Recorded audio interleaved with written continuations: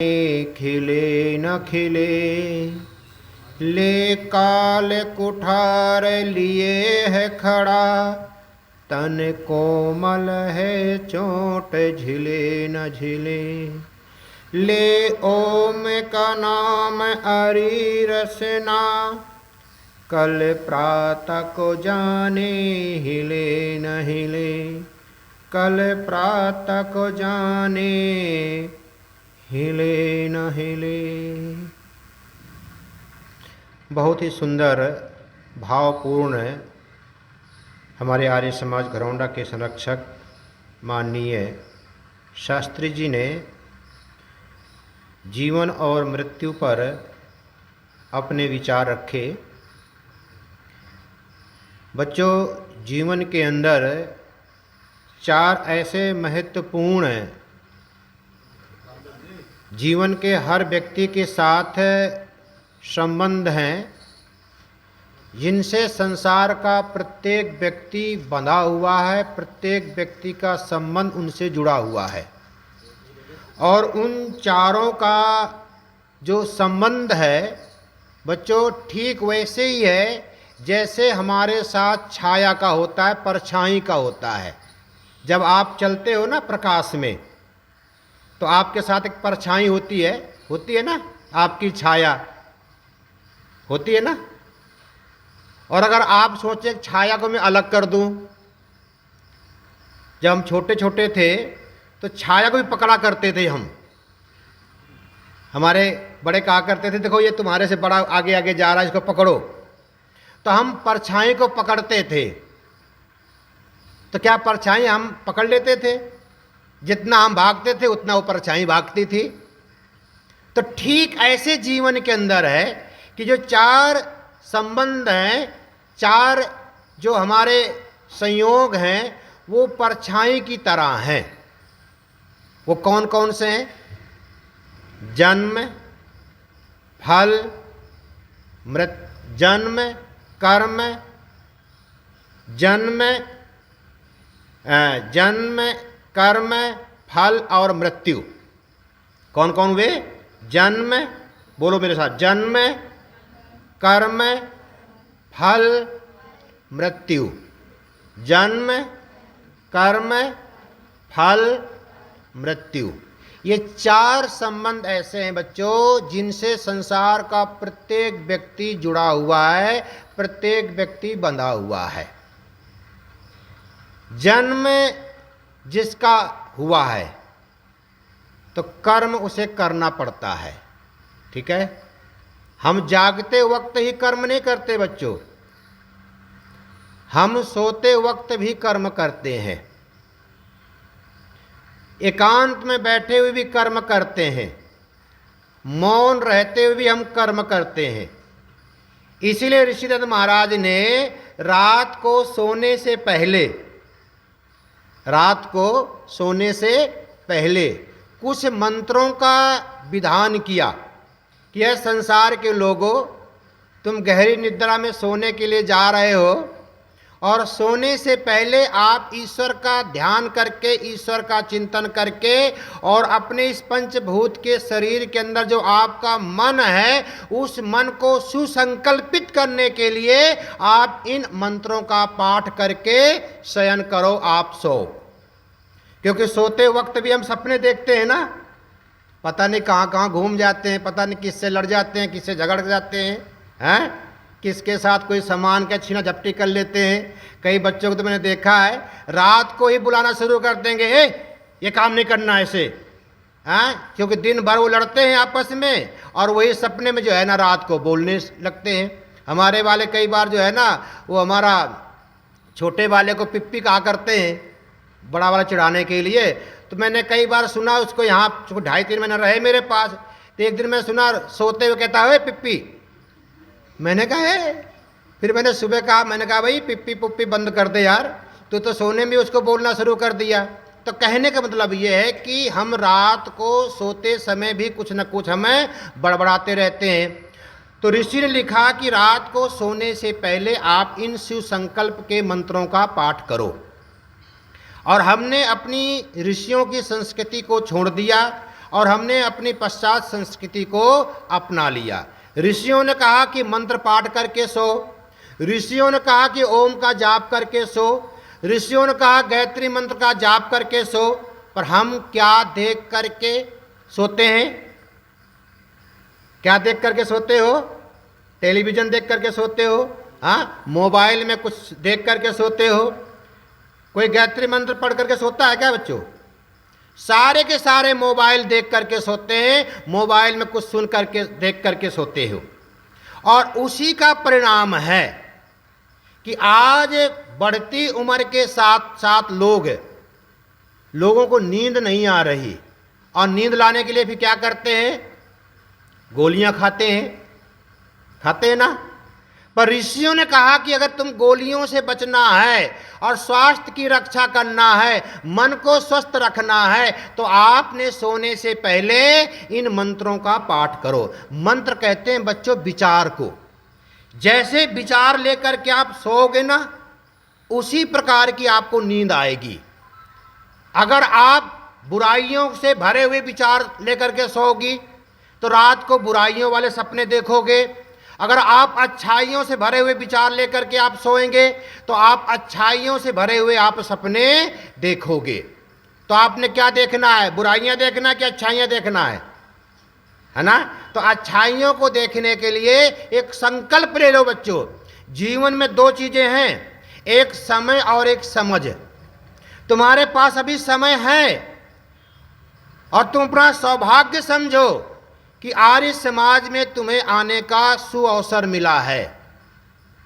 ध्यान रखना, ये आर्य समाज बच्चों, हमारे देश का पहला नाम क्या था? आर्यावर्त। क्या नाम था? आर्यावर्त, है ना। राम और कृष्ण कौन थे? आर्य थे। टीवी में देखा होगा ना, धारावाहिक में आर्य पुत्र कहकर के उनको बुलाया गया। जब उनको बुलाते थे, क्या कहकर बुलाते थे? आर्य पुत्र। हिंदू पुत्र तो नहीं कहते थे, क्या कहते थे? आर्य पुत्र। आर्य का मतलब होता है श्रेष्ठ, अच्छा व्यक्ति।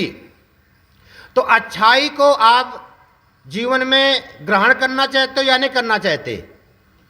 ग्रहण करना चाहते हो। जब अच्छाई को आप ग्रहण करना चाहते हो तो अच्छाई में आते क्यों नहीं हो समय पर? अगर आपके क्लास में कुछ चल रहा हो और वहाँ पर अच्छा पढ़ाया जा रहा हो और आप क्लास की समाप्ति पर जाएं सिर्फ अटेंडेंस लगाने के लिए, तो अच्छाई के जो गुण हैं वो आपको मिलेंगे या नहीं मिलेंगे? नहीं मिलेंगे। इसलिए समय पर आया करो और समय पर आकर के इस सारे कार्यक्रम को बड़े ध्यान से सुनो। ये अभी आपके पास समय है और समझदारी के अभाव में आप नहीं आते, और जब आप बड़े हो जाओगे ना, जैसे शास्त्री जी ने कहा कि जैसे आप परिवार के जीवन में जीना शुरू करोगे तो आपको ये सारी की सारी कहानियां याद आएंगी और आपको बड़ा पश्चाताप होगा कि काश अगर हम उस समय रह करके हम इन चीज़ों को कंठस्थ कर लेते, इन चीज़ों को हम याद कर लेते, इस वातावरण के साथ अपने जीवन को हम रमा देते, तो आज हम जिन कठिनाइयों से गुजर रहे हैं, जिन परेशानियों से हम गुजर रहे हैं, उन परेशानियों से, उन कठिनाइयों से हमें नहीं गुजरते। इसलिए जीवन के अंदर ध्यान रखना, चार चीज़ें हैं, जन्म, कर्म, फल और मृत्यु। ठीक है। अब आपने करना किसको है? क्योंकि चारों को नहीं संभालना। ऋषि बड़े महान थे, बड़े चिंतनशील थे बच्चों। अब चारों को उन्होंने संभालने की बात नहीं की। देखिए ऋषियों की कितनी सुंदर विचारधारा थी। उन्होंने कहा जन्म की परवाह नहीं करना, उन्होंने कहा फल की परवाह नहीं करना, उन्होंने कहा मृत्यु की परवाह नहीं करना। परवाह किसकी करना है? कर्म की। किसकी करना है? कर्म की। अगर आपके कर्म ठीक होंगे तो आपका जन्म ठीक होगा, अगर आपके कर्म ठीक होंगे तो आपके फल ठीक होंगे, अगर आपके कर्म ठीक होंगे तो आपकी मृत्यु भी सुखदायी होगी, दुखदायी नहीं होगी। क्योंकि हम यहां पर तैयारी करने के लिए आए हैं ना बच्चों। अच्छा, जो बच्चा पूरे साल तैयारी किया है अपनी पढ़ाई की ठीक से, और परीक्षा हॉल में बैठा है, वो तैयारी किया हुआ बालक है, परीक्षा हॉल में बैठा है। अब उसके हाथ में कॉपी भी है, प्रश्न पत्र भी है, कलम भी है। तो अब उस बालक के मन में उत्साह होगा या उसके मन में भय और डर होगा? जोर से बोलो। उत्साह होगा। भाई जिसने तैयारी कर लिया है तो तैयारी किए बालक के मन में क्या होगा? उत्साह होगा, उसके मन में खुशी होगी। और जिस बालक ने पूरे साल तैयारी नहीं किया, रात को गहरी नींद में सुबह लेट तक सोया है, पढ़ाई ठीक से नहीं किया, माँ बाप ने कहा पढ़ लिया, हाँ पढ़ लिया, याद हो गया, याद हो गया, तो अब वो बालक बैठा है परीक्षा हाल में, तो वो कैसा महसूस करेगा? हैं? दुखी होगा, परेशान होगा, उदास होगा, मायूस होगा। फिर अपने पीछे वाले से पूछेगा, वो धमकाएगा उसको, चुप बैठ, साल भर पढ़ाई नहीं किया, पहले मैं अपना काम करूंगा। फिर पीछे वाले से पूछेगा, वो भी धमकाएगा। फिर आगे वाले से पूछेगा, वो भी धमकाएगा। सबकी धमकी सुनेगा नहीं तो सुनेगा, और फिर चुपचाप बैठ जाएगा मायूस होकर के। क्यों? क्योंकि उसने तैयारी नहीं की है। तो जीवन में आपने किस पर विचार करना है बच्चों? कर्म पर। किस पर करना है? कर्म पर। कर्म प्रधान विश्व करि राखा, जो जस करे सो फले चाखा। संसार के अंदर कर्म ही प्रधान है। कोई जन्म से डॉक्टर होता है क्या बच्चों? कोई इंजीनियर होता है, कोई वकील होता है, कोई मास्टर टीचर नहीं है ना? कर्म से होते हैं ना। कर्म करोगे तो मास्टर बन जाओगे, कर्म करोगे तो वकील बन जाओगे, कर्म करोगे तो अध्यापक बन जाओगे। फिर लोग क्या कहेंगे आपको? भाई डॉक्टर है ना, इंजीनियर, वकील। तो हमारा सपना है तुम्हारे साथ जुड़ गया है कि हमारे बच्चे, प्रत्येक बच्चा हमारा इस संसार की जीवन यात्रा में उन्नति को प्राप्त करे, सुखों को प्राप्त करे, पर संस्कारों से भरा होना चाहिए, एक अच्छे विचारों से भरा होना चाहिए। हमें भेड़ों की चाल नहीं कि जैसे एक भेड़ कुएं में जा रही है तो हम भी जा रहे हैं। हमने सूझबूझ वाला व्यक्ति जीवन में बनाना है। कहते हैं और कर्म ही जीवन को पीछे, कहते हैं बढ़ उठते हैं कदम तो बढ़ता है आदमी, है ना? और जब कदम नहीं बढ़ाओगे तो कैसे आप आगे बढ़ोगे? तो आपने जीवन में आगे बढ़ना है। तो आइए परमपिता परमात्मा से हम आप सबके मंगल में जीवन के लिए प्रार्थना करते हैं कि हमारे बच्चों का जो भविष्य है बड़ा ही सुखद हो, मंगलमय हो, और हर बच्चा हमारा एक संस्कारों से भरा हो। आर्य समाज घरौंडा ने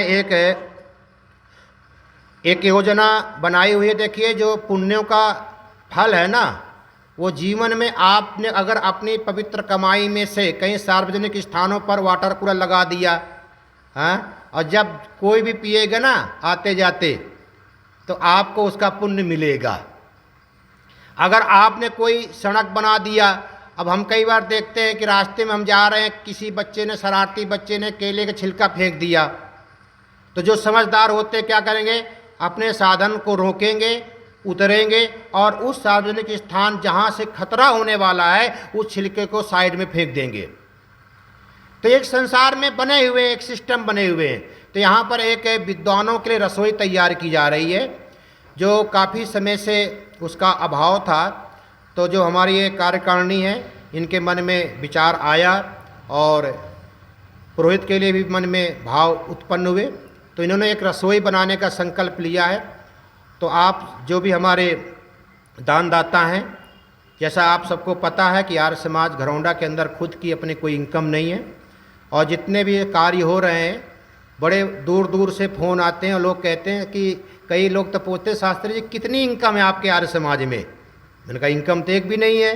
तो कहते काम इतना हो रहा है आर्य समाज घरौंडा के अंदर है जितना बड़ी बड़ी समाजों में नहीं हो रहा। तो मैंने कहा ये एक चाह है तो राह है।